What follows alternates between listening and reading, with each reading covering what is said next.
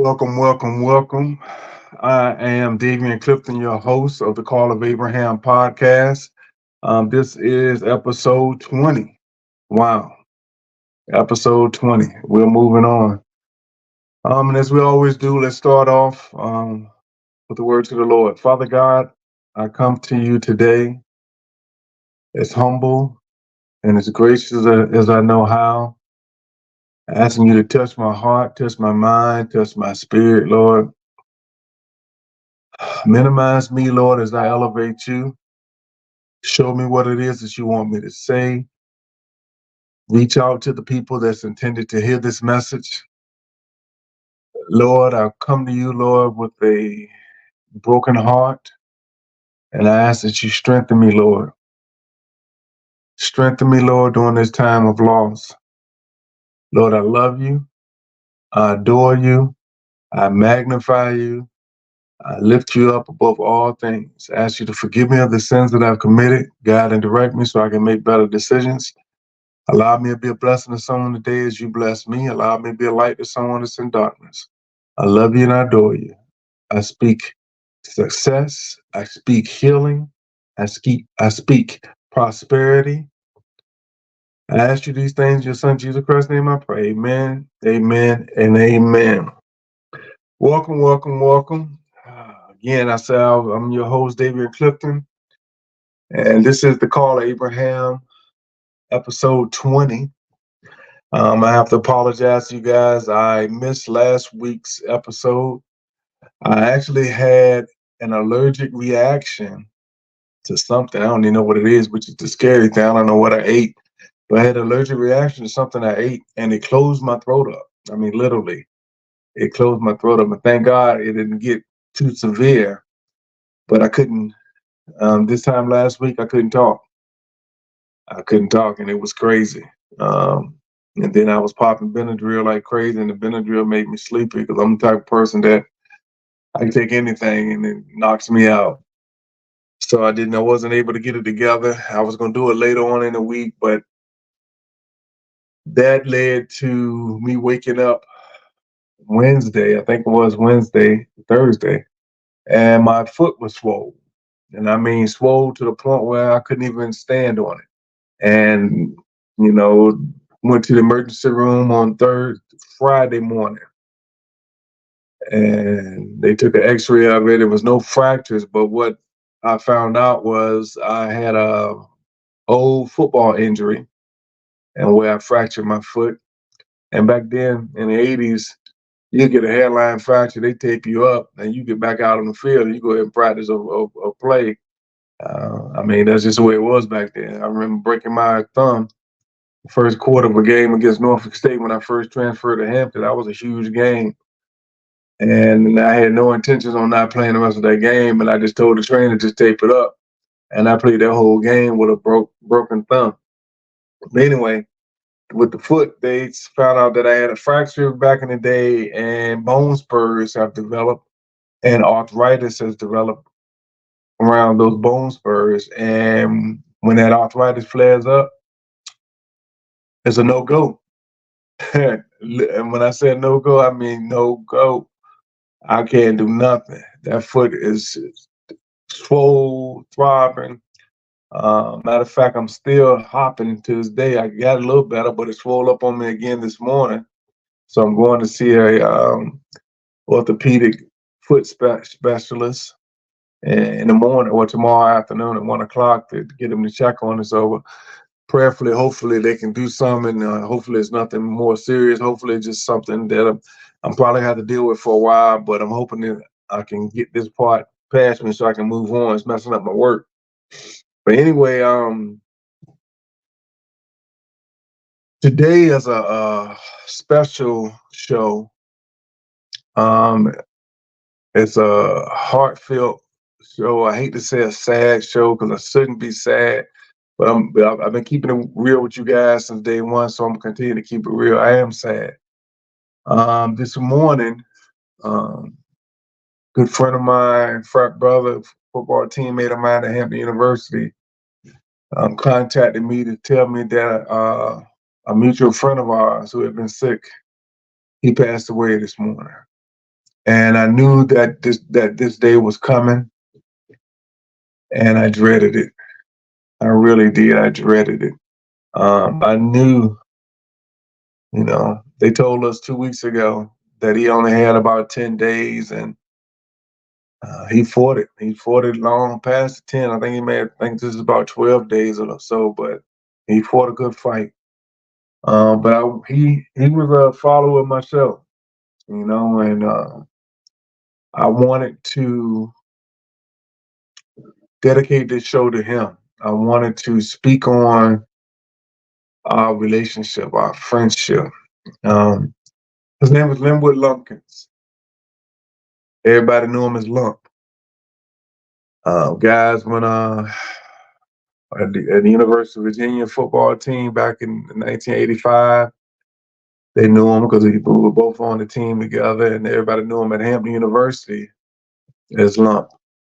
I can remember when I first met Lump, we were both on a football recruiting visit. We were both in high school our senior year. It's early January. It was really a bad weekend for a recruiting visit. It's like my third or fourth visit that I had taken at that point. And, I was nobody compared to Lump. Notoriety wise and all of that. In today's standards with the different stars, 3, 4, 5 stars, Lump was definitely a 5-star. He was without a doubt. He was an All-American as a running back, and he was All-American as a strong safety. I had never seen that, and to be honest with you, I only think I've seen it since, where someone was All-American both on offense and on defense.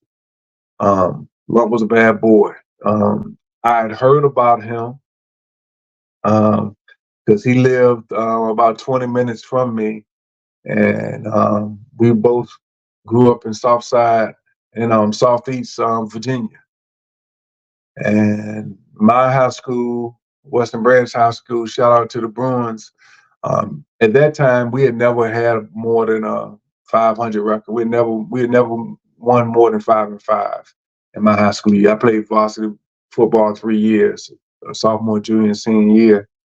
But on the contrast, Lump went to, at that time, and still, I think they may still have the record, at the most successful high school football program in the state of Virginia.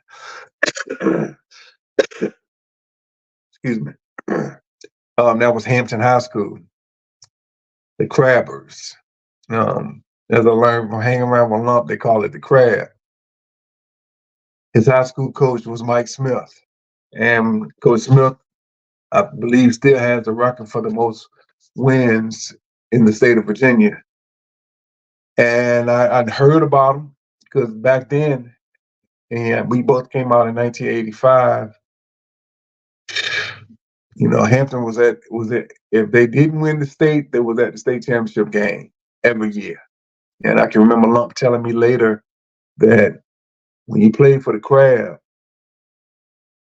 if you didn't get a jacket, because they all got state championship jackets, you didn't get a jacket, you didn't really consider yourself having a successful season, point blank. That's all their goal was to win it all. But anyway, when we met, we was at the University of Virginia. It was a terrible weekend. It was rainy, cold. The students who hadn't gotten back yet from winter break, so it was boring. It was nothing to do. I mean, major contrast to where my other visits I went to. I went to NC State and Wake Forest University, and I mean, we partied hard at NC State. I mean, it was incredible. The things we did and hung out and had a blast. And when I went to Wake Forest, it was the same thing. And I was one of their top recruits. And so they rolled out the red carpet for me, so to speak. And I can remember spending the weekend in a hotel with a suite and a hot tub. And, I had met some friends and hung out and we had a blast. So when I went to University of Virginia, I guess I was expecting the same thing, but absolutely nothing compared. They had us in a motel, was the first thing, that was the main thing that I sat back. When I pulled up to the motel, I'm like, okay, the motels with the outdoors, you open the door, you're going outside, that type of motel. Everywhere else I went to, we were in a 4 or 5 star hotel. In West Virginia, and it wasn't that. Their program was upcoming. They had just won their first bowl game in school history. So it was, upcoming program. Coach Welch was a new coach, and he was turning the program around. They had a lot of excitement. But I'm gonna be honest with you, I was so lost in the process. I didn't know what to do. I didn't know what to expect. I was taking the visits only because my mama told me to. She was like, you get opportunity to go to these places, go see. I had no idea where I wanted to go, what I wanted to go to school for, because I hadn't planned on going to college until midway through my senior year when article came out and I was on the list of the 10 most wanted in the area. And when that came out, I had no idea what that meant. My coach at our high school, that wasn't something that he really pushed. He didn't really inform the players. He didn't really, definitely ain't talk to me. And I was one of the best, if not the best player on the team. He never spent any time with me, guiding me, helping me with anything. But I can remember when I met Lump, we were in the training room at University Hall in Virginia. And shout out to the Cavaliers. I heard you guys got a brand new football center. And the old U-Haul down in the basement where everything used to be at is long gone. They've torn that building down. They got a state-of-the-art location. I hope I get a chance to go. Well, I'm not going to hope. I'm definitely going to go see it because I'm proud of it. But I can remember meeting Lump. And when I heard somebody say his name, I had heard of him before. And when you hear about somebody and they really, successful, they really popular, they really good at what they do, you always have a image of what you think they're gonna look like. And when I tell you I saw him, if he didn't look the exact opposite, and not to say anything negative about him and all that, but he was like a normal guy. And I mean, when I say that, because people say, well, yeah, he's definitely normal. No, when it comes, if we would have came out in today's society, in today's community football, high school football community, with the 5 stars and the promotions and social media, yeah, Lump would have definitely got the bag. So, like they said, they would have definitely been offering him the top NIL money. They'd have been offering him the bag. He'd have been because he was that guy. I can remember back then they had a list called the Dixie 12.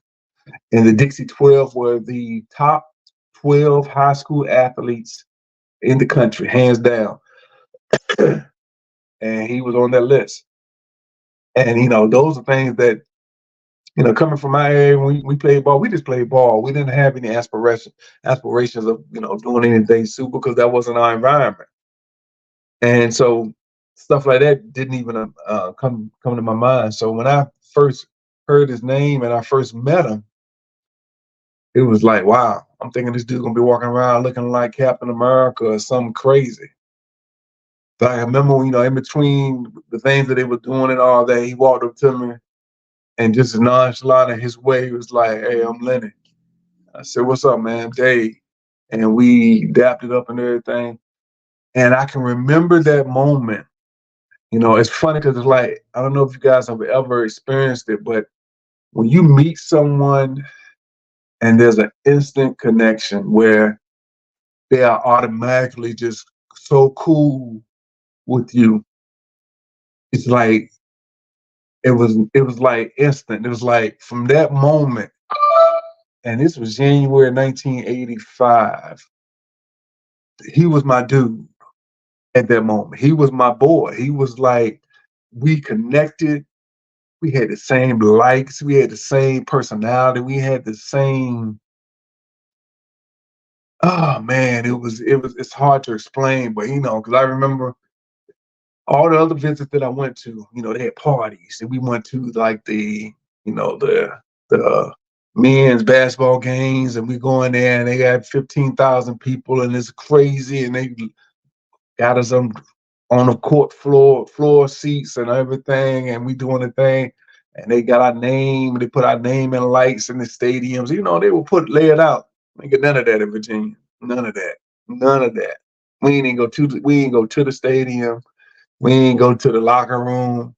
I don't know what was going on. They dropped the ball because later on we did a lot of stuff when I used to host recruits. But when we came that weekend, it was nothing like that. And to be honest with you, I can't remember nobody else that was at that visit. I know it wasn't just me and Lump, but I know for a fact if anybody else was at that visit that weekend, they didn't get on. They didn't come to the school. They wasn't on the team later. But when I remember he called me. Well, I can remember that Friday night.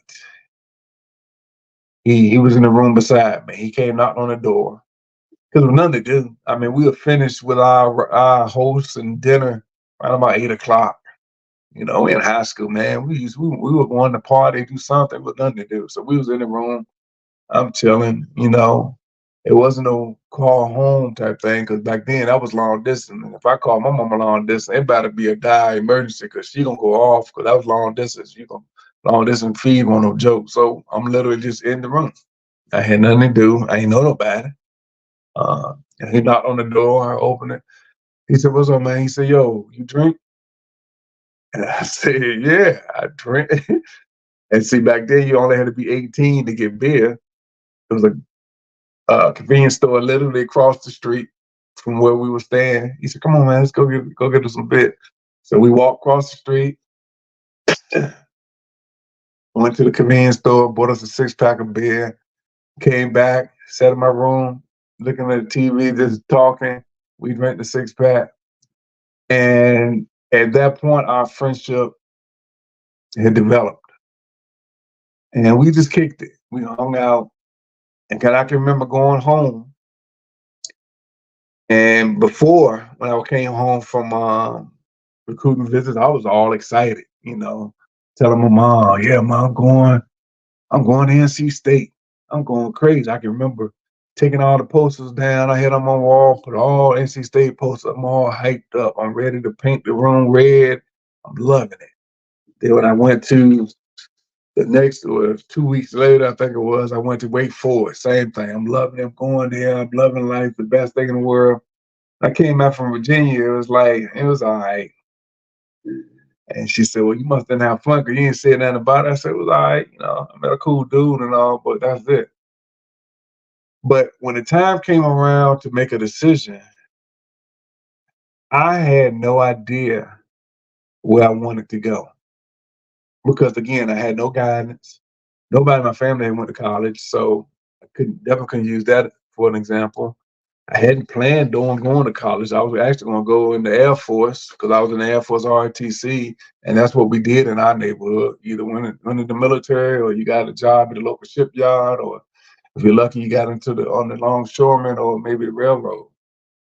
I had a connection on the longshoreman with my neighbors, the Epps and the Copelands, and I was thinking about either going to the shipyard or joining the Air Force because I was in the Air Force ROTC.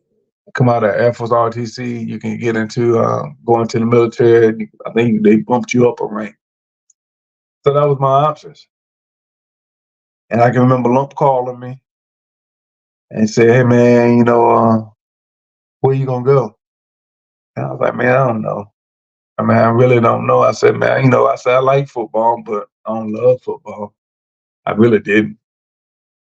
I liked it. I liked playing it. I liked everything that came along with it, but I didn't love it. It was just something we did in the neighborhood, and that's what we did. So it wasn't a love.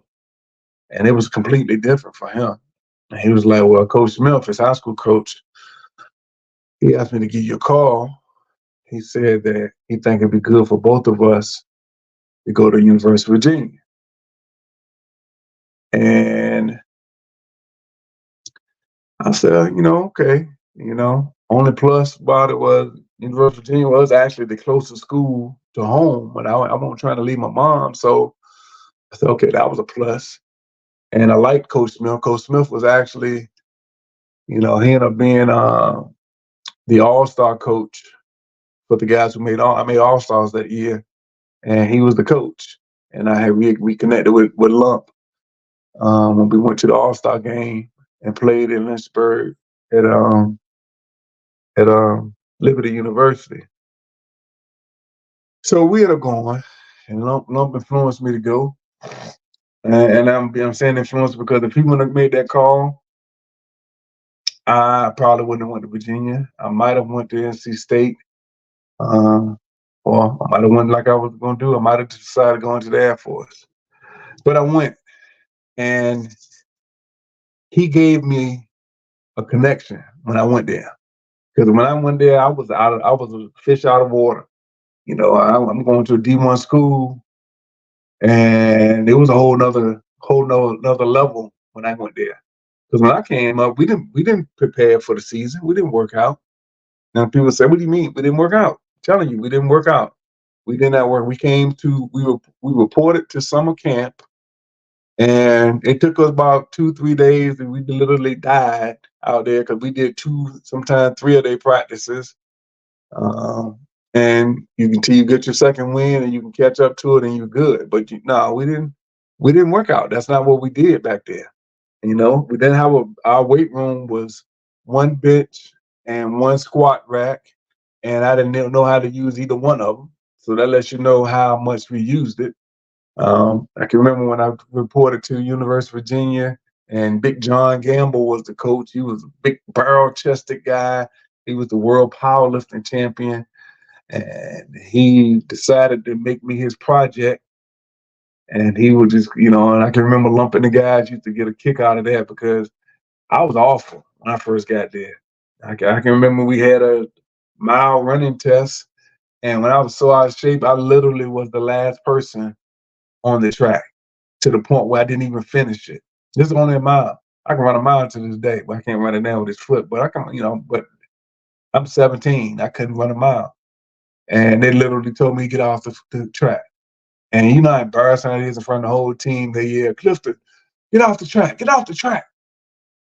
And my recruiting coach, Ed Henry, he got so mad with me because I was his number one recruit. He started waking me up before 2-a-days and would run me. And he would run me 2 miles on that track before 2-a-day practices began every day. Then John Gamble put me on that weight run. And my freshman year, by the time I came home for Thanksgiving, I had put on 40 pounds. And he talking about a 4-month period. I put on 40 pounds. I couldn't fit none of my clothes, anything. But anyway, getting back to Lump. Lump was my dude. He was my dude. And it was it was good and bad. When we did good, we did it together. But when we did bad, we did it together too. I can remember, I don't know how we made this decision or when did we come to this decision that we decided that we weren't going to class. And it was me, my roommate, Lump, his roommate, and another guy, David Griggs. Rest in peace, David Griggs. He passed away. David Griggs was went to the NFL, played for the Chargers, went to a Super Bowl. But for some reason, everybody decided that we weren't going to class. We literally went to first day of class, midterms, and finals. And they've all said in the past that I was the one that influenced everybody. I don't know how I did that. I never remember telling them we ain't doing this. I can just remember saying I won't go on. And back then, the football team made us go to the calf because we had to eat. They made us eat every meal. We had to go for breakfast, lunch, and dinner, and we had to sign in. And I always thought it was ironic how they never made us go to class. You would think that they would make you sign in for your classes to make sure you go to class, opposed to making sure you eat. But So that's another story altogether. But as a result of that, I got I think it was a 1.0 GPA because I got all D's. Lump got a point 0.5. And some of the other guys, it was no more than a 1.0. We all had D. We all ended on academic probation after our freshman year. Well, Lump decided to go home. He decided to, leave school. He didn't want to. He didn't really like the feel because being at a PWI is rough, really, when you're not used to it. It's rough being at a large school, and many times you're the only person, only black person on the bus, only black person in your class. And although we were part of the largest group, fraternity, whatever, on the campus, which was the football team, the times that you went on that on with the football team was real lonely, and it really got to us. And Lump went home. His older brother was playing at Hampton University. He was used to being around Hampton University. He lived in Hampton, so it was a natural thing for him to transfer to Hampton. Well, anyway, I stayed another year. I had to sit out a year, and then I stayed another year. And after that second year, I ended up leaving. And I remember coming home. And at that point, I had decided that I was coming home. I'm getting a job. I'm working. I'd already had a daughter by my high school sweetheart when I later married, but we had a daughter. And I just wanted to be home. I wanted to work. I wanted to start being a man in my mind and taking care of my family. And I can remember being home at my mother's house, and someone knocked at the door. And when I looked out the door, it was Lump. Lump had got the coach, Fred Freeman of Hampton University, to come to my mother's house. I don't even know how he knew. I don't even know. I never asked him how he even knew where my mom stayed because he had never been there before. But he came to my mother's house. And the coach came there. He offered me a scholarship. And I really didn't want it. But again, Lump was like, come on, Dave. Trust me, man, you're going to love it. You're going to love it at Hampton, man. You're going to love the team. You're going to love the school. You're going to love the professor. You're going to love it, man. He said, it's a whole lot different than UEA. And because it was Lump, I can't say that I wouldn't have did it with anybody else, but I'm pretty sure I probably wouldn't. It was Lump. Lump was my guy. I trusted Lump.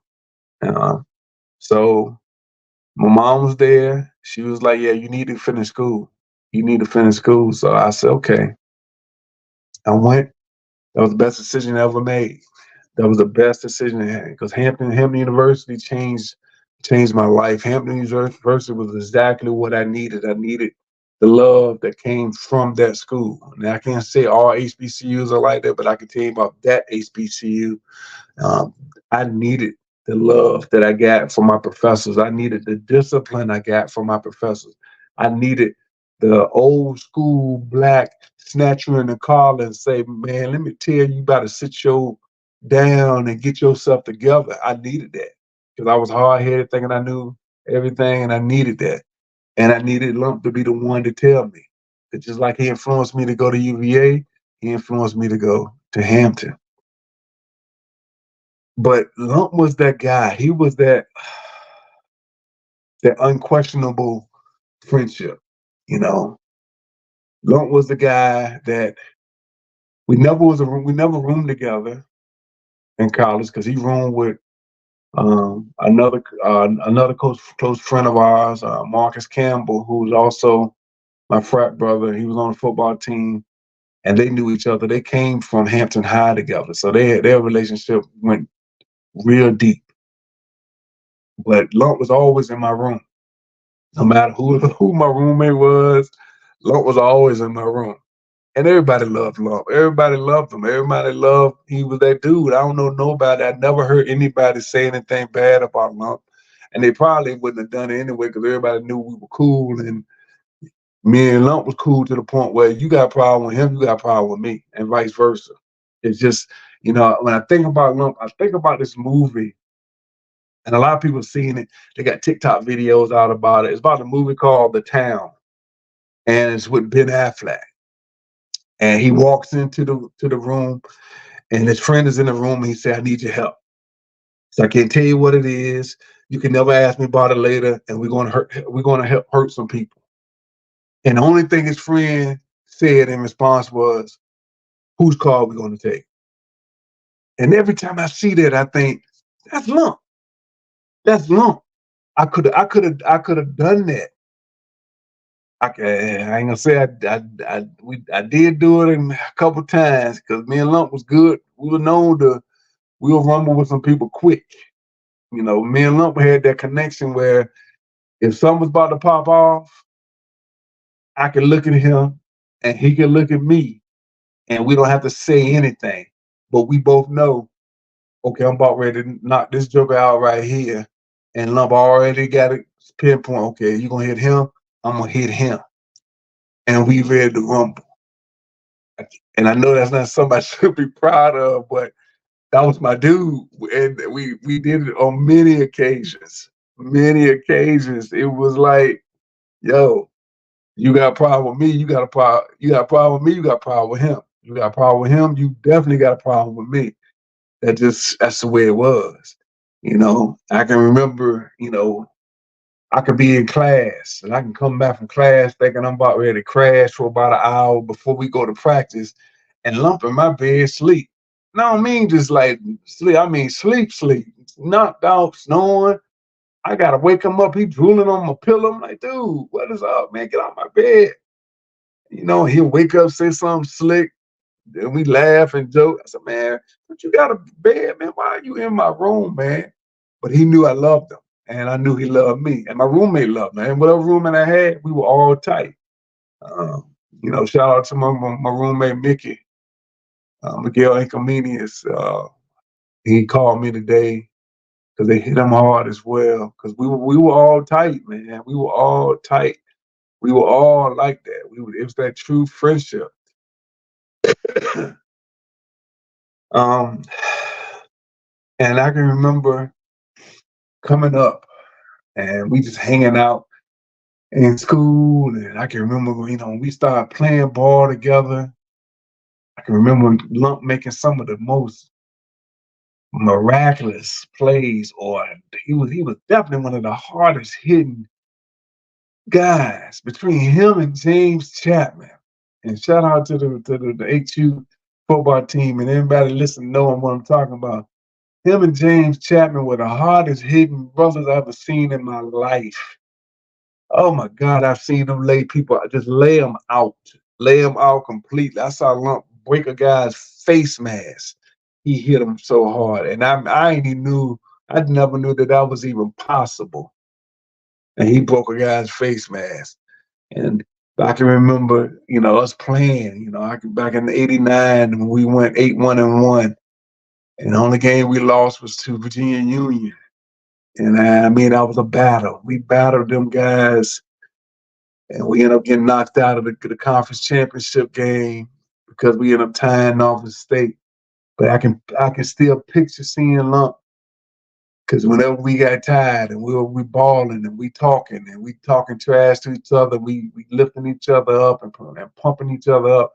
I can remember looking back and seeing Lump, because whenever he got tired, he would sit, he would stand, he would cross his legs. He was so crazy. He would cross his leg and put one hand on his hip. And that was his resting. We couldn't put our hands on our knees because the coaches didn't go for that. That was a sign of weakness. But that was his resting spot.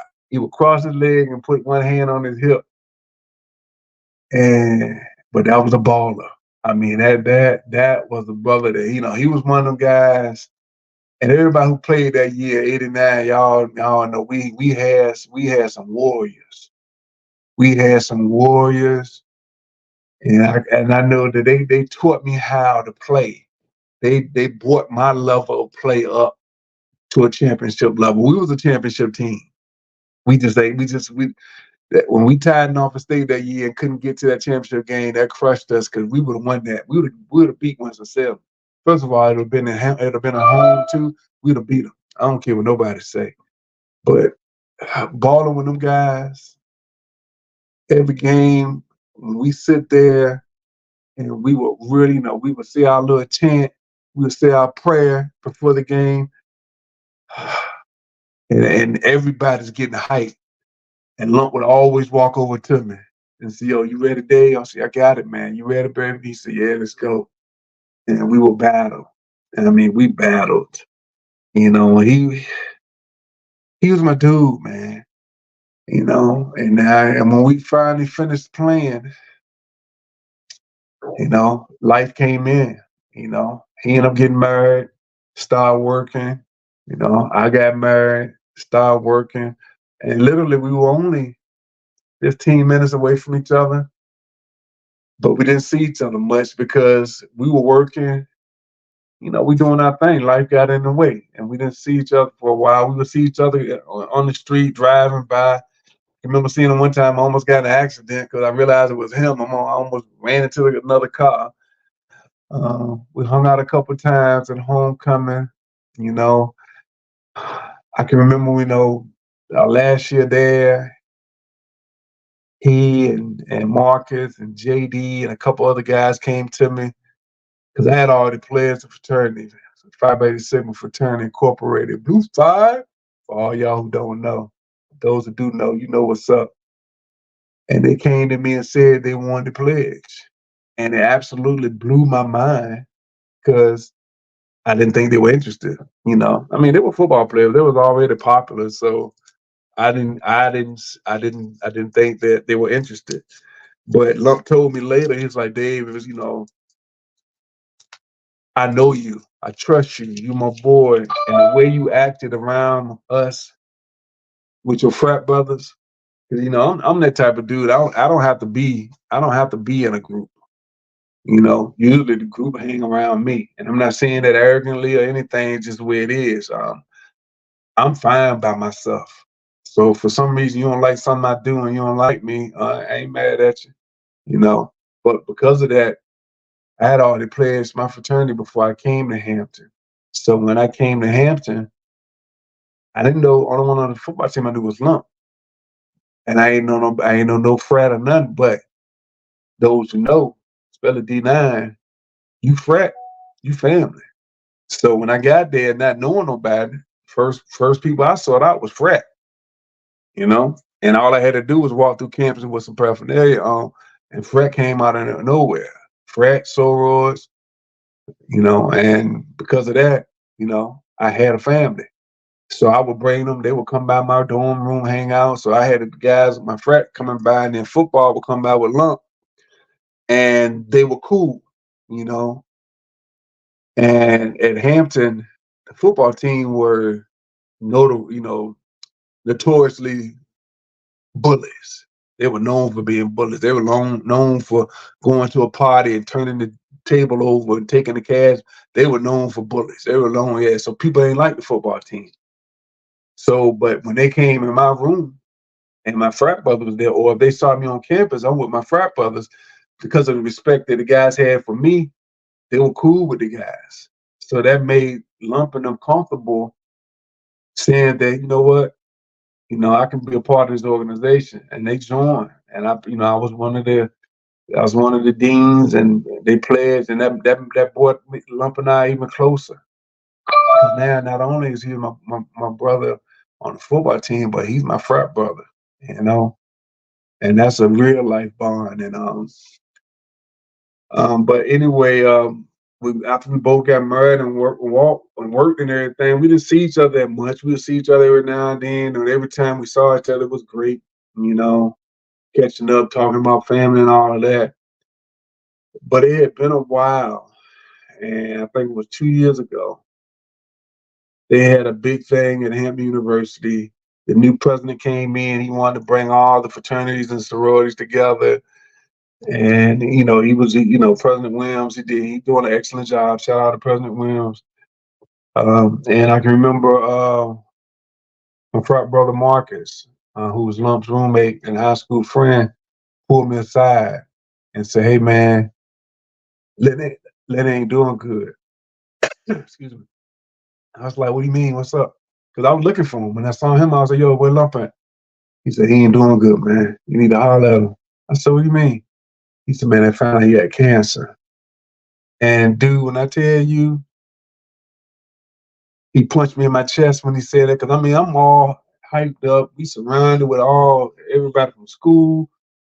And it was thousands of people there. It was awesome. I'm hanging on. And he said that he knocked the breath out of me, man. He really did. And I can remember stepping aside, pulling out my phone, and I called Lump right then, immediately. And I said, "Yo, what's up, man?" And he answered the phone like he always do. "What's up, Dave?" And he told me a little bit what was going on, and he was still going to come with the cancer because it was under control, but he had caught COVID. And, COVID was still kind of, jumping back then. I was what, 22? Yeah, so people still a little leery. So he didn't come. He just tested positive. I said, "You all right, man?" He said, "Yeah, I'm all right, man. I'm all right. We'll get it." I said, "Okay." I said, "You need me to tell people?" He said, "You all right, you can tell people, man, but I wanted Marcus to tell you." So I shared it with a lot of guys on the football team and a lot of our frat, and everybody reached out to him. But last year, 2023, I was going to homecoming. We didn't have anything special planned, but I just wanted to go. I love every year hang out, see people, see frats, see the football team, see old classmates. And I called Lump to see if he was going. And he said, "Yeah, man, I'm gonna go waiting on I think he said he was waiting on his daughter or something because she was gonna drop him off because she graduated from Hampton too." I said, "Well, man, I'll come scoop you up, man. I'm going. I ain't got nobody ride with me." He was like, "Oh, okay, for real?" I said, "Yeah, I got you, man. We can hang out." So we hung out in a long time. And I picked him up and we spent the whole day together. I mean, it was just like old times, laughing, joking, picking, telling stories. Oh man, it was incredible. We spent that whole day at homecoming. It was just like old time. We snuck in. We ain't pay for nothing. Just like old time. How we sneaking the parties and sneaking. We ain't pay for nothing. And we ain't do nothing for y'all judgment. We ain't do nothing illegal. We ain't jump no fence or nothing like that. But it's just the way things happen. We literally, as we walked up, the people that was doing the checking or something, we recognized us, and we just kept walking. And they ain't say nothing, and you know, we were going places, we were getting food everywhere, table. If you never been to Hampton homecoming, or if you never been to HBCU homecoming, you owe it to yourself to go. It's an experience unlike anything you can ever imagine. And miss me with all the people that went to PWI saying it ain't no big deal. Miss me with that. I mean, you ain't never been, or you just one of them weird folks. You don't know. But when we went, we had a blast, man. We hung out with Frat, and it was funny. Frat had a tailgating tent, and right across from Frat's tailgating tent was the football tailgate. So we eating on both. But it was crazy because this is the first homecoming that I went to, and I know y'all don't understand this, that we actually went and watched the game. The absolute first time. And I had ulterior motive. My back was bothering me. I couldn't stand up all that time at homecoming. Homecoming, if you ain't got a good chair, you will be standing up 12 hours. And there was no way I could do that. My back was gonna lock up on me. And Lump going through what he was going through, he couldn't either. So he was like, "Yo, man, go in the game, man." So, halftime we came out, hung out, ate, went back in, saw the end of the game. Then after the game, we came back out, hung out some more, ate, worked out perfect. When I took him back that evening, it was good. And I dropped him off, but excuse me. I never realized that was the last time I was going to see him. It never crossed my mind that was the last time I was going to see him. I talked to him many times after that, but that was the last time that I saw my boy. And it just really makes me For one, it makes me grateful that I did have that opportunity to talk, to see him, to hang out with him, because it meant the world to me. And I heard from friends that he was really excited about it as well, but I knew it meant the world to me. Uh, excuse me. But if I knew, I would have made more of an effort to spend more time with him. I made the effort to reach out to him and we talked. When I started this podcast, I used to send it to him every week. You know, when he told me that he had to start doing chemo again, I offered to take him, and I was sincere. I really was, because working for myself, I have flexibility on my schedule. I can do it. And I said, "Yo, man," but I had to realize that his family wanted that time. You know, his brother, his wife, his daughter, his son, they wanted that time, and I understand. I understand, because I wanted to do that for him. I would have done anything for him. I would have done anything for him. So when I got a call about 2.5 weeks ago, another friend of ours, um, Rod, shout out to Easy Rod, he hit me up, said, "Oh man, lump in the hospital, and they saying he only got 10 days to live." And I felt that same feeling I felt when Marcus told me a couple years ago that he had cancer. I don't know what I was doing, but I literally just stopped and I had to sit down and I had to reread the message. And when I called him, he was like, "Yeah, man, I'm on my way to the hospital now. My wife work over there. She told me I'm going to see him now." So my initial call was to frat brother and football teammate Marcus. You know, Marcus is Lump real tight. Marcus is Lump's son's godfather. And Marcus told me everything. And I was like, "Dude, I just talked to him." And I realized that I was talking to him every week, but I hadn't talked to him in a couple weeks. But it only seemed like I had missed maybe 1 week, but actually it was 3 weeks. And I was telling Mark, I said, "Mark, man, I just talked to him." He said, "Nah, Dave, it's been a few weeks." I'm like, "No, Mark." He said, "Dave, I know you, because every time you talk to him, I would talk to him the next day."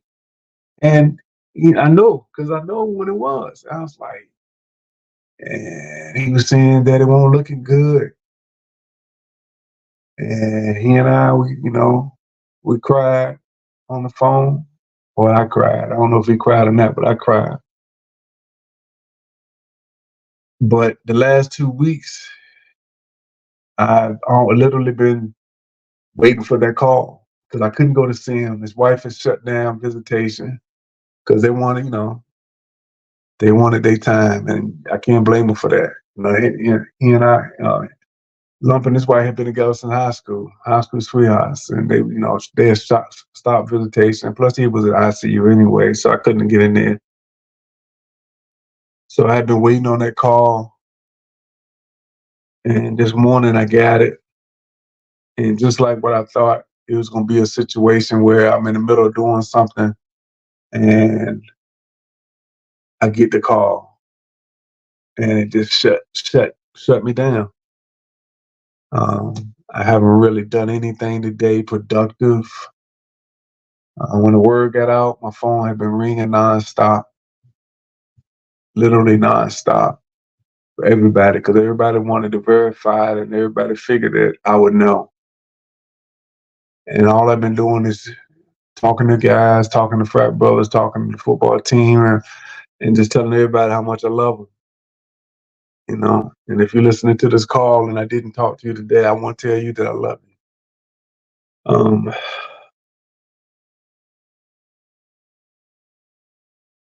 God put certain people in your life for certain reasons. Sometimes it's just to be a friend. They don't want nothing from you. They don't need nothing from you. They just want to be your friend. And I can honestly say that he did that with Linwood Lumpkins. From the very first moment that I saw him, when I spoke to him, he said, "What's up, man? My name's Lenny." He was my friend. He was my dude. And I'm gonna miss my dude. I'm gonna miss him. I'm gonna miss him. Oh my God, I'm gonna miss him. I still can't. I still haven't I accepted it, but it's just so weird. And I know the funeral's going to be rough. But I just wanted to take this time to share, because if I've been to anything, I've been transparent on this show, and I want to continue it. Don't wait till your loved ones are gone before you tell them you love them. And it don't have to be nothing special. Just say, "Hey, man, I love you, man." You'd be surprised at what I do for a brother. And I mean, especially for men, men need to hear that. Men need to know, "Hey, man, you good? You need to talk." Don't don't don't don't let life go by without you taking the opportunity to just tell somebody that you appreciate them, especially if they're your friend, especially if they're your boy. A lot of us don't get real boys. We don't get guys that we can truly depend on. And when you sit back and think about it, God has placed some people in your lives. And if you got something crazy going on, and I got a couple people that I need to reach out to fix it, and I promise you I am, make sure you get that right, man. Life is too short, and friendships are too important, you know, especially men. We need friendships. We need a guy. We need somebody that we can talk to. We need somebody who will tell you crazy. That's one thing I liked about Lump. No matter what I told him, he never judged me. He'll tell me if I did something stupid. He'll look at me and say, "Dad, you crazy as hell, man." But he's still my boy. He never judged me. He never started tripping on me. He never, none. But he would tell me straight up, "Yo, man, yeah, you gonna have to deal with that one, man." That's a true friend. And if you got that person, make sure you let them know how much you appreciate them. Because when they're gone, and they're gonna go, we all gotta go. It's gonna hurt, man. It's gonna hurt. So I got a little deep on this show. I wanted to tell my friend, and I know he's listening. I love you, man. I'm gonna miss you, man. I'm gonna try to represent as much as I can, man. I mean, I'm on that close with your family, but if they God put on their spirit that they need me for anything, I promise you I'm gonna be there for them, man. I promise you. Um, so I just wanted to let you know, man, and tell everybody, man, I thank God every day for placing you in my life. Because you meant the world to me, and you still do. So I'm gonna go ahead and wrap the show up. Can't even finish it like I normally do. I'm getting kind of emotional. Uh, Let me go ahead and just end it with the pledge. I pledge to accept the responsibility of being the head of my house and acknowledge that this is a privilege, not a right, to provide for and protect my family, to set the proper example in all my doings for my family to follow, to be an asset and not a liability to my family and my community, to always strive to do what's right and realize that it's not about me. The month of June, we're going to talk about men's mental health. We'll keep going. So, y'all stay tuned. If you have stories you want to share, the email is strolling at the bottom, abrahamscall@gmail.com, abrahamscall@gmail.com. And man, if I ain't told you before, I'm going to tell you right now, I love you. Ain't nothing you can do about it. So y'all have a blessed week.